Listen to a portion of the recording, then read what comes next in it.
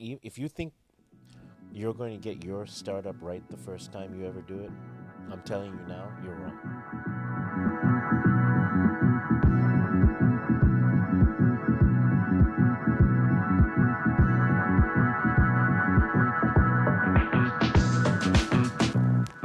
So, welcome to another episode of the Accelerometer.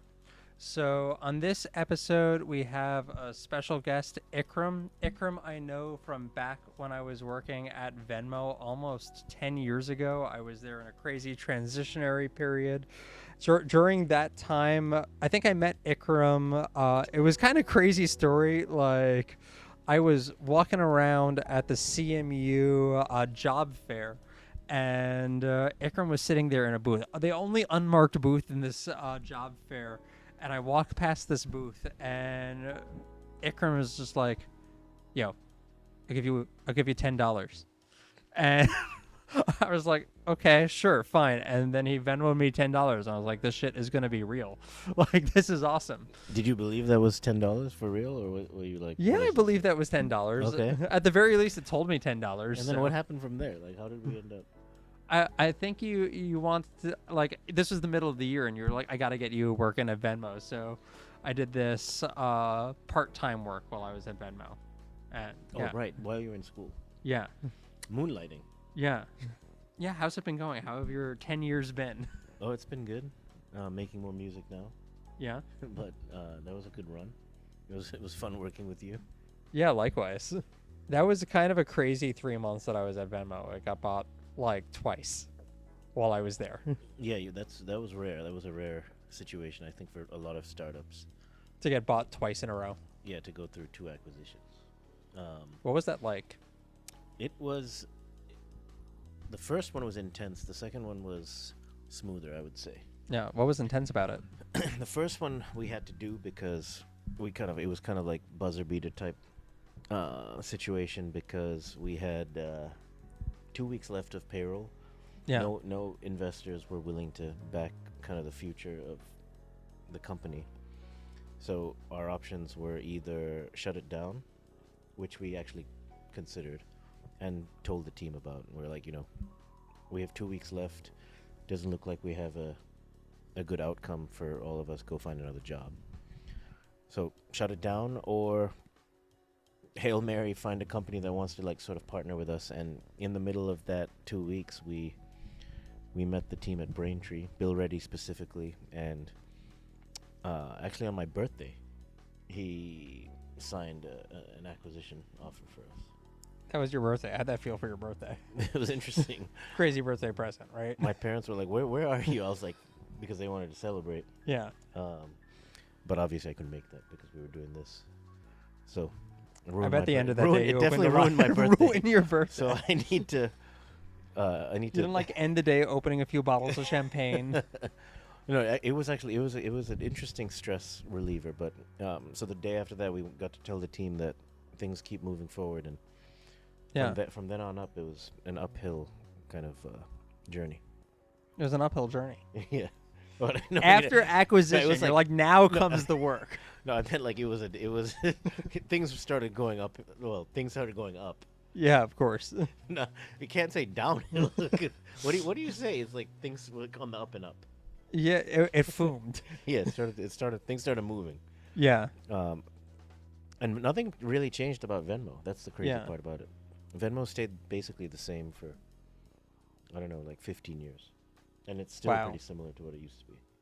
It had, been like 5 years before the acquisition? It had been about 6 years, 6 or 7 years before. That's a really long time to stay in the 2009. grind set. Oh, yeah, 2009 to 2014. So Yeah. we How had did you that. keep going?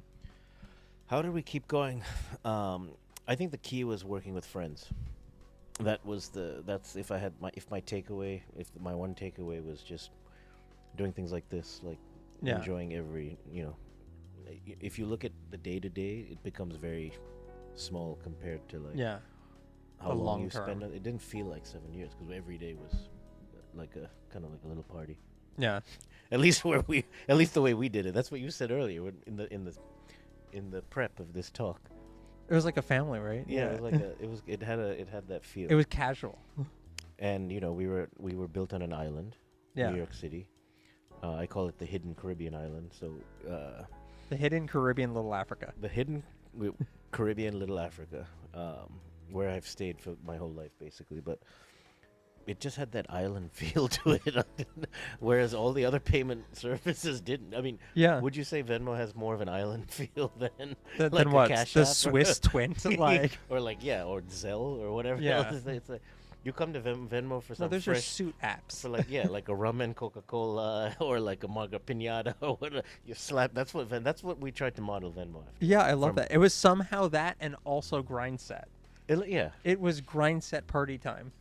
I will say that's somehow the team balanced each other out in that when some people were out and needed a break, someone else took the baton and was like working the extra midnight hour. So it was not owl, of oil, midnight. You got to oil, work that burning extra the- midnight owl. burning the It midnight hoots and you oil. work. I'm an islander. My family is half Sri Lankan, half Moroccan. Oh, I love that. I say the same thing. I'm an islander. Do you? Oh, me too. Yeah, I'm from Long Island. It hit me one. It's a real it's- island. It hit me one day that I was in a cab. A guy picked me up here, and I was like, "Man, my phone. I can only pay with my phone." He's like, "Don't worry, man. We got all the time in the world. We're islanders." He sat. I gave him my phone. He charged it up. He waited with me for 10 minutes, and he was like, "It's all good, man. We take care of each other. We're on the Yeah. island." You go to SF, it's almost like kind of like. I don't know. How would you describe it? I don't know much about it. It's not island culture. Yeah, it's not island But also, culture. New York is an island culture. It is. But it is an island. It is kind of. I don't know. Like you got. You all made island culture in New York. Well, yeah, I mean, it's just it has that feel. You brought the island with you. There's Jamaican food, all Yeah. that, all that good stuff. It's the most diverse island. Yeah, Give it that. definitely. So you'd say you focus a lot on culture at Venmo. Yeah, culture and also taking a lot of chances. I feel like I think a lot of Yeah. people. So for every single person on the team, from the 5th employee to basically like 20, was a first-time college grad, and Yeah. we had some like Cortina and I obviously we'd worked at. The only thing we did was go from startup to startup. Yeah. So that helped kind of deal with the understanding that everything is uncertain at all times. But aside from that, it was like a first time. It was like a truck filled with a bunch of first timers Yeah. on an island. Funny. That's basically what happened. Yeah. And I met.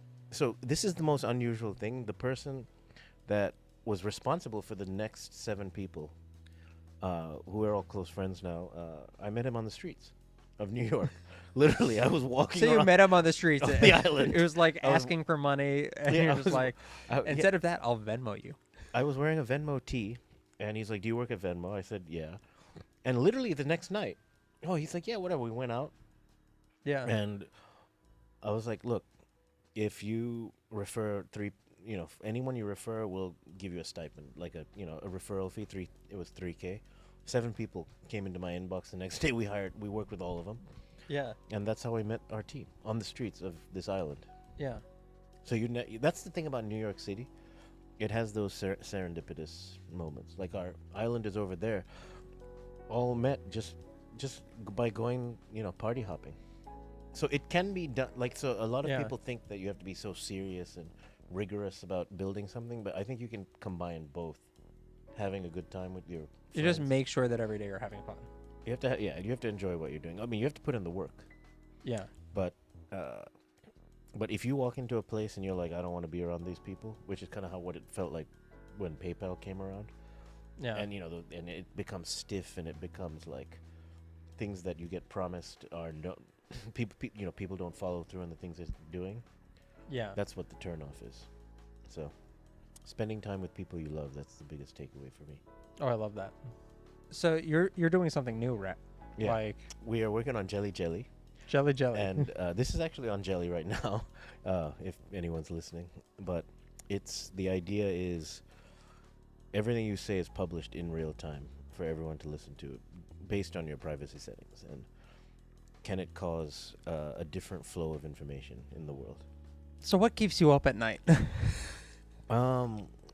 Lots of things. I would say whatever I'm working on is definitely in my subconscious. So I generally dream about the things I'm doing, and if I'm able to fall asleep, which no, it happens a lot, but You do occasionally if I'm fall not asleep. if I'm not able to fall asleep, Yeah. it's because I'm very excited about something, and I just want to I just want to keep going until it gets done. Like there's two types of modes of creativity. I feel like for me, one is you know what you're doing, you just got to finish it, and it's just hours. And then the other type is you're lost and you don't know anything about what you're doing, so you just have to just kind of like chill. Yeah. So it depends on what mode I'm in. If I'm in the mode of like get it done, and I'm excited about it, I'll just keep going. Yeah. If it's super creative mode where you feel a little lost and you're searching for something, you just kind of like just hang and I don't know, find Yeah. ways to fall asleep, do some exercise. Yeah. Yeah.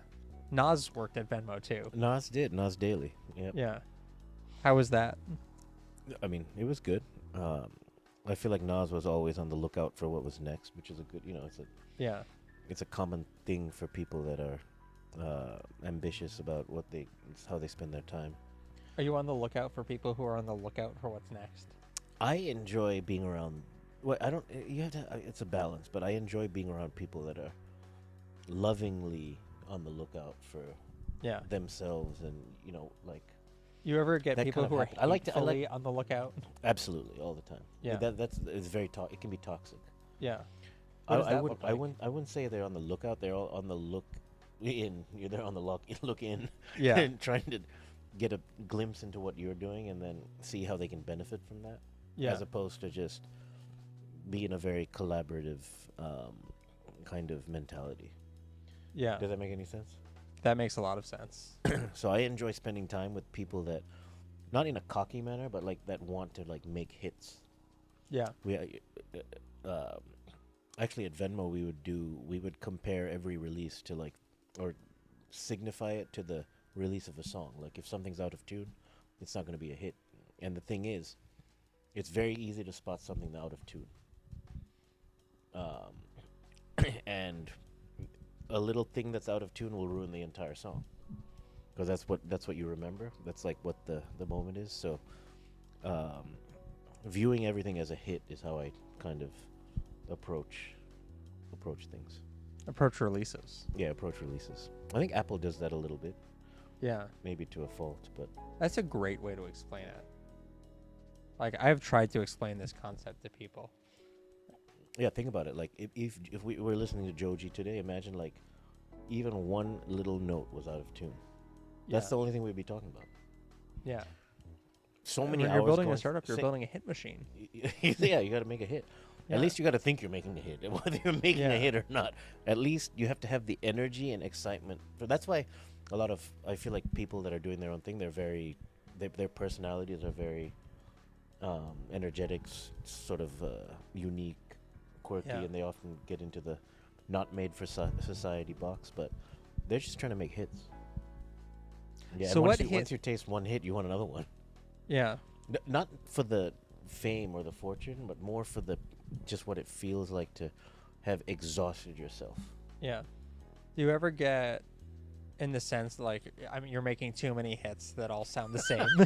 No, I don't have that problem. you got to find a new hit. Yeah, I feel like I'm a one-hit wonder, maybe. but you keep I feel trying. like Venmo was not a one hit. Venmo Oh, was no, a no, lot yeah. of different hits. Venmo, yeah. I don't even know what it was really, but Venmo was a hit Yeah. album. That's funny. That's true.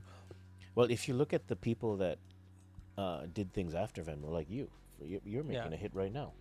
I feel like a lot of people that Thank you. came through Venmo or have done a lot of interesting things. It's actually really Nas, incredible to Nas watch. Daily was one. Then there was Grailed by Julian, that sort of fashion company. Shreyans did this Socratic, and then now Maven. Matt D became a Bitcoin man. Staub is writing a book about Venmo. Like I feel like for me, watching the energy that keeps perpetuating from that is kind of crazy. Yeah. Are you in this book about Venmo? Has Staub interviewed you? for it? I think no. I mean, we've talked a lot about it, but I'm curious. He's actually going to do his first reading on October 23rd. So, That's or sorry, exciting. 24th. So I'll see what he's. I think the first thing he's going to talk about is the day we decided to pivot. This is an interesting story. We were Staub. So one of our requirements in the early days was you have to be an engineer if you're joining the team, because you can't talk and not be able to build it, or you can't. You have to be able to back what you're saying up with actual outcomes. So he learned how to code to join Venmo. Yeah. He was like, "Oh, I use it all the time with my girlfriend. He's splitting things, da da da da." The day he joined, we just told him that Venmo doesn't have enough traction, so we're changing the company. Oh my God. And he took us out to lunch, and he was like, he gave us this full presentation on why we can't be doing this, and he spent 3 months learning how to code to work at Venmo, and now we're gonna become like a vacuum cleaner sharing service. We were tossing around all kinds of ideas, like share Vacuum your cleaner sharing. share your appliances between your neighbors. Yeah. Then the other one was like an e-book reader, something. The one was Yeah. like a Foursquare competitor, and but he played a big role in actually keeping Venmo going. Why did you want to pivot? We had 5,000 users just using it like infrequently, Yeah. which actually, now that I look back at, is actually not bad, because it's hard to get to 5,000. How long did it take to get those 5,000 users? That took about 2 years. Yeah. Yeah. I remember the first company that I tried to start. I think you told me after a year I had 700 users, and that was the point where I was just like, this is hard. And Was you that were Will like, Chill? yeah, that was Will Chill. Yeah. And you were like, Matt, that's really good, actually. Yes, it is good. That's the thing. Yeah. You can't understand. Yeah. And yeah, how many jellies are we gonna have? That's the question I'm asking Yeah. myself now. How many jellies do you have right now? we probably have like 25 jellies right now. That's Because really good. it's a couple weeks into it, but Yeah. every new jelly is you get every time a new jelly joins jelly, they get a jar of jelly. When did you move to New York? I moved to New York when I was 23. Have you ever looked back? Where I did you looked move back from? briefly, Philadelphia. Yeah. But initially Zimbabwe, Africa. Yeah. But I looked back for a year. I came here, worked at a Y Combinator. I was in the first Y Combinator class of companies. That's really cool. It was called OMG Pop. I'm in like with you, and they made eventually the hit that came out of there was that game Draw Something. It was like a Pictionary game you play with everybody.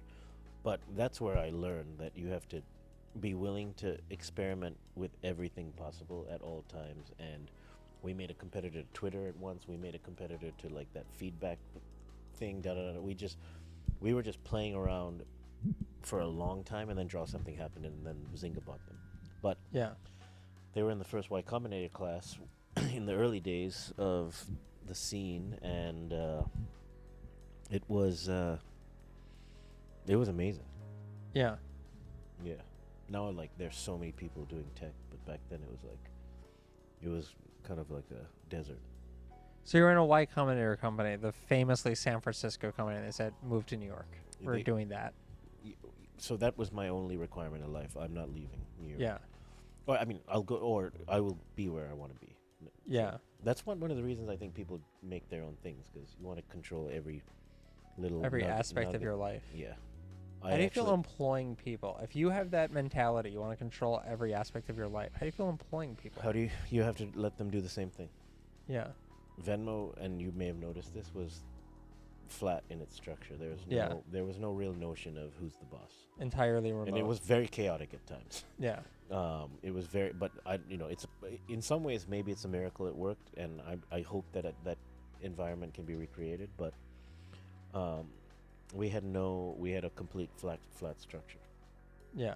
Now everyone showed up to an office, but because that was the thing to do. Like, no one was working from home all the time, but now it's different. But in this day and age, I feel like freedom is the key. So you give everybody that's working at Jelly complete freedom. Yeah, either you want to do this or not. I learned a very interesting thing going back to the music. Yeah. When the Beatles were recording, they were very adamant about capturing the vocals when the singer wanted to sing. Same thing applies to code. Like, if you're if you can, I don't know if you've noticed this, but forced code always feels funky, Yeah. and it doesn't feel like, it doesn't have the little details of what makes things. It has little latencies here or there, whatever. You can tell the difference between lazy code and like when the person is passionate about it. So I Yeah. don't want you to. I don't want you to write code on some jelly if you're not into it. Like, Yeah. go do something else. And if until that person comes along, I'll keep doing it. Same thing with music. Like, it's more obvious in music because if someone comes in and they sing on the mic and they're not into it, you know immediately. Like, vocal performance is the hardest thing to capture because you have to make sure that that person is into it. Otherwise, the whole song has failed. So same thing applies to engineering. If you're not into what you're engineering, it's not gonna go. It's not gonna have that feel. I imagine the same thing applies to everything. Is sort of marketing too. Like, Absolutely. yeah, sales. Sales, and you can tell when someone's bullshitting. Yeah. And in the startup, in the early days, if you're bullshitting, you're not doing yourself any favors. Yeah. I mean, you get those emails from like the salespeople. Like, I mean, you don't. And I listen know to when I'm those. bullshitting, like just pushing, and I'm like, I'm not really into this. What draws you to AI? The fact that it can make my life easier. Yeah. Yeah. What do you think about the doomers? I don't know. I've never heard of that. The people who are afraid that AI is going to take over the world. Yeah, I mean, Do you ever worry about that? Legitimate paranoia. Like, Yeah. yeah, I feel I've had that thought myself. But in some ways, I'm kind of like, isn't that how everything is? Like, there's always someone trying to take over the world. Yeah. In fact, if you're starting a company, a lot of rhetoric that goes on in these early stages, like Zuckerberg, he's trying to take over the world. Yeah. That's, so I'm just playing. I'm just here to, I'm like I was saying earlier, diving in the ocean, just looking at all these different circumstances and Yeah. trying to make sense of it. You're just a voyeur in the startup world. Yeah, in some ways. In the AI world. Yeah, I've played around with some of the stuff. I'm Yeah. also waiting for the right time where I feel like, I mean, Jelly Jelly is an AI app, isn't it? kind of. You're doing AI transcriptions. We and do, yeah, we do that. Or summarizations. And summaries of what, and it's kind of eerie what can happen. yeah. Um, it's crazy. It's Do amazing. you feel like you need to be an AI expert to build an AI company? No. Yeah. No, I don't think so. I think I feel like you just have to know how to work with and then spend time with people. Were you a financial expert before you started Venmo? No, zero. Nothing. Yeah. Nothing. The complete opposite. Yeah. Did you become a financial expert through? I was the chief compliance officer for a while, which is also ludicrous. Yeah. But I learned a lot about it, and I got very discouraged by a lot of things I saw. Yeah. Like like- what? Just people nickel and diming each other, and how much pressure money can put on people, and friendships, and just that sort of thing. And I was like, man, not what I was in it for. Yeah. Our whole idea was for people to share money and take care of each other. Actually, we used to have this thing, Venmo. One of our principles down low was that Venmo meant I'll get you back next time. So we Yeah. actually didn't want you to use Venmo to actually settle the bill. It's weird, right? If you go Yeah. buy some nuts, here's $3 for it. Yeah. Why can't we just find a way to not have to go through these little back and forths? Yeah. When governments at large scale have amassed massive amounts of debt, Yeah. and then friendships get ruined over money. It's crazy. So what excites you for the future? Just enjoy, like, living on the island, man. Just more New York. I just love just interact. I Yeah. feel the social nature of life, just interacting Yeah. with people, and that excites me about the future. Do you ever like being optimistic about people getting to taking care of each other? Do you ever like wonder or think about what you're going to be building in a year? Sometimes, yeah, sometimes. I know what I feel like I always have some kind of, this is what I'm hoping to be at. Yeah. Like with Jelly, for example, I'm like, okay, it feels like it has a little potential, and now I'm thinking like, how can we get it there? Yeah.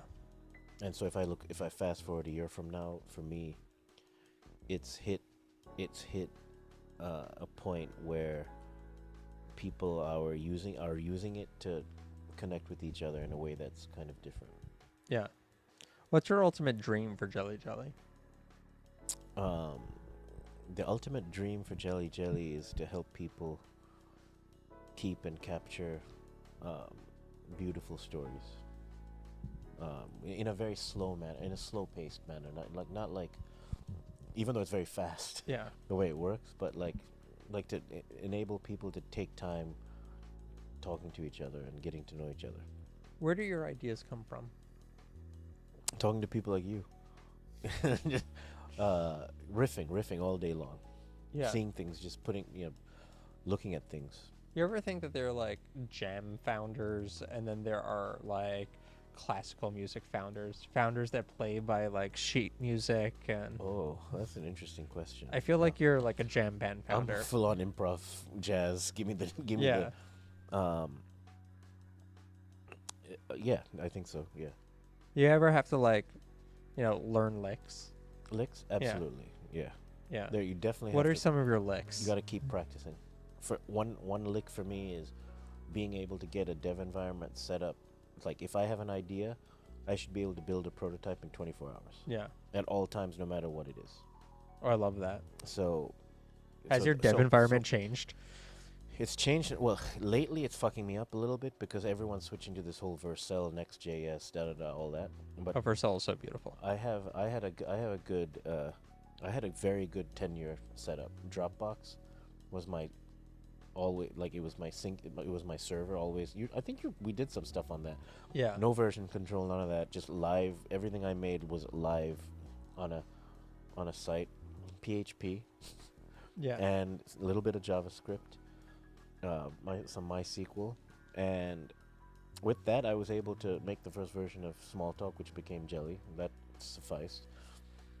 And I had it to a point where as soon as I bought a domain, the site was deployed. Everything was ready to go. Code was, every line of code I wrote was live. But that took a lot of practice to get to that point, because you have to be able to. It's the same as Stevie Wonder. Like, Stevie Wonder can play anything. I like this comparison. I am the Stevie Wonder of startups. No, I'm not. I'm not saying that I'm the Stevie, but I know that he has practiced. You practice all these things so you can forget about that, Yeah. and then be free with your ideas. So there's a lot of practice, and that's what I encourage. That for anything, like if you think you're going to get your startup right the first time you ever do it, I'm telling you now, you're wrong. Like, Yeah. the best thing you can do is practice in as many places as you can, just on throwaway ideas, other people's ideas, whatever. But you just got to keep practicing until, eventually what you'll start practicing on your own thing, if that's what you want to do, and then it'll start to click.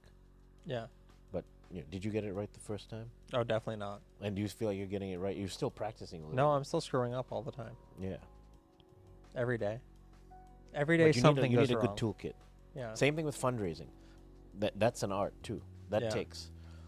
For me, I found personally, I'm phenomenal. I've practiced enough to get to that first seed round of funding, enough to get off the ground. But when it comes to like going from here to the next, I have no practice. I just can't. I'm not. You got to start like 5 or 6 more Series C companies, right? No, it's like there's an art to that too, and Yeah. I haven't really practiced that, and I know that either I have to find someone that's really good at that. For example, someone like Bill Reddy is someone that can come into something at this stage, maybe a year from now into Jelly, for example, Yeah. and then get it to that next phase. And I know where my limits are on that front. That's not me. Yeah. Are you still talking to Bill Reddy? I am. Yeah. Yeah. No, great. Yeah, good friend. Yeah. How's his stuff going? He's good. He's the CEO of Pinterest now, so Oh, really? they're making a comeback. Okay. Yeah, hopefully. You know what their plans are? I think their plans are to have AI as part of the whole photo experience and make it so Yeah. that everything is interactable. Like, you can shop and do whatever. Everything's but don't becoming quote AI me, I now. don't- Everything is some has some kind of AI infusion. Do you worry about that? No, I like it. I think it's great. I worry Yeah. about the people that are going to get squashed in the middle, and what's going to happen to them.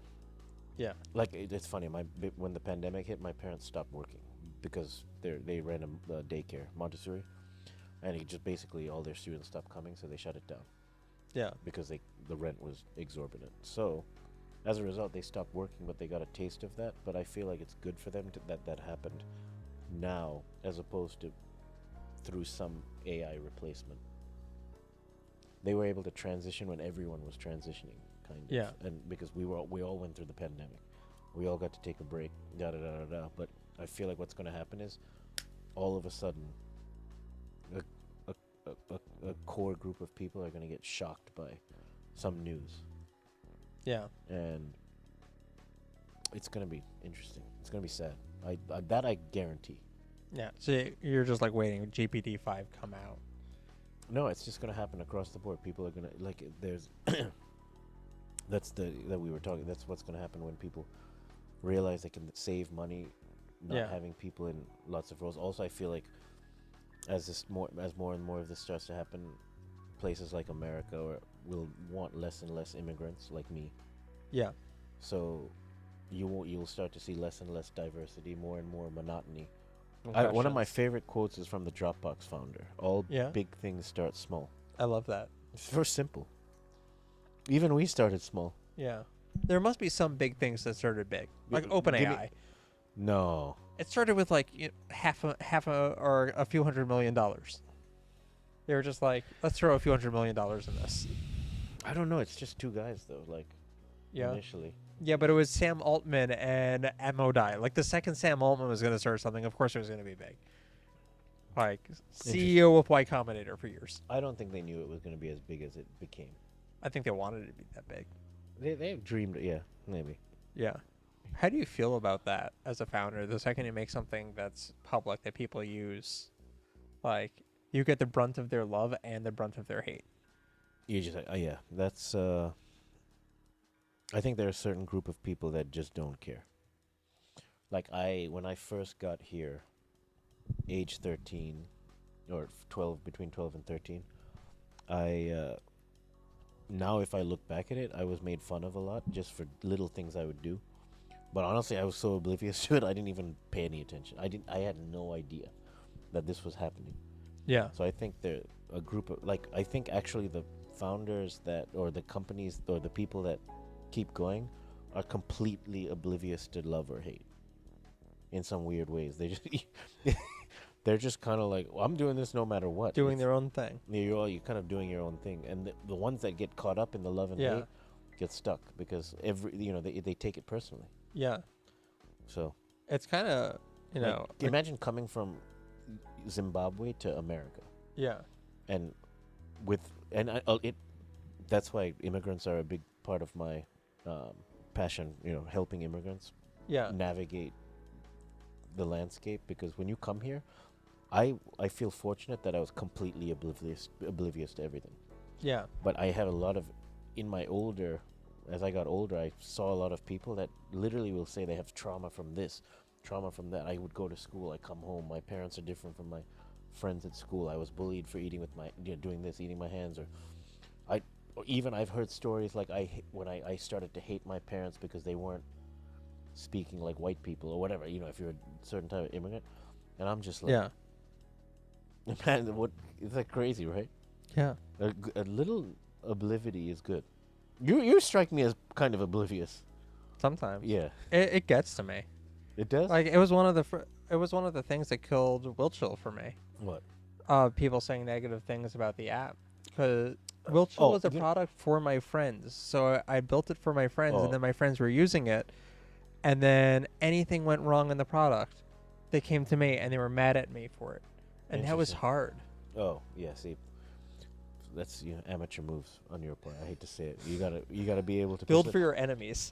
Not even that. When the first thing Cortina and I did, Yeah. this guy from Mashable, the founder, Pete Cashmere or whatever, literally like, this is the most lackluster thing I've ever seen. It's like as if two people I don't even know what this guy was thinking. Like, we were Yeah, just he two just had a bad kids. day. And I read that, and I was like, this guy's. It didn't affect me at all. Yeah, So, that's incredible. um, It's but you funny because at the same time, I feel like as a founder, you gotta listen to everything everybody is No, using your app is saying. You gotta this is respond actually a to good it. lesson how to handle Yeah. hate and love.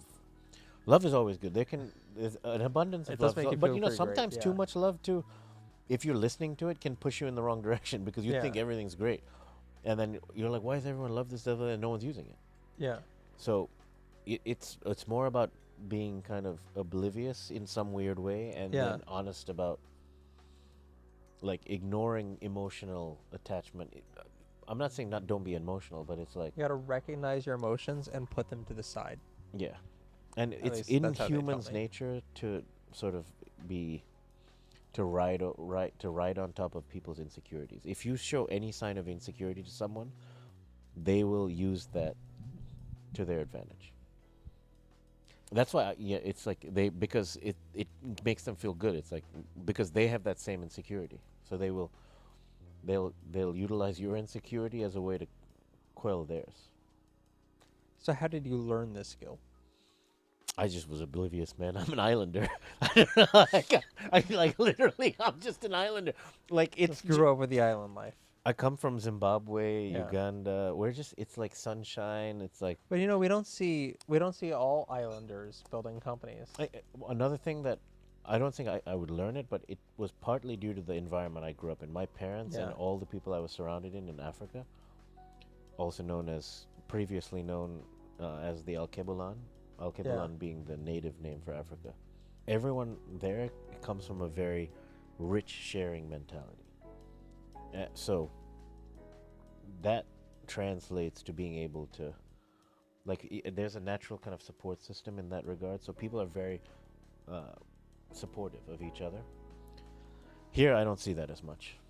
When I first came here, I didn't see that as much, and I'm just like, yeah. But I had that foundation, so I was kind of like ignored any sort of bullying or whatever you want to I've call it. noticed the startup community is very supportive. For the most part, yeah. Yeah. It's It like is. limited supportiveness. It is, but once the thing that irks me a little bit, you have to Yeah. get into some kind of circle or like Y Yeah. Combinator. As much as I love Y Combinator, Yeah. it is still It's like policed supportiveness. yeah. And it's almost sometimes if you're not in Y Combinator, your chances of succeeding are lower. Yeah. If you're going to an accelerator, for example, because Y Combinator has established that kind of thing, Yeah. and being in that group of people is, it's a nice thing to have, but it's not accessible to everybody. Yeah. So, So you want to make it accessible to everybody. if possible, What are you doing to make it accessible to everybody? I try to give as much time of my time as possible Yeah. to anything, bigger, like whatever, Anybody that crosses your path. anything. Yeah. I also advised homeless people if they're going to ask for money, they should, in return, offer a percentage of their company. Well, that's pretty cool. Pretty crazy, but yeah.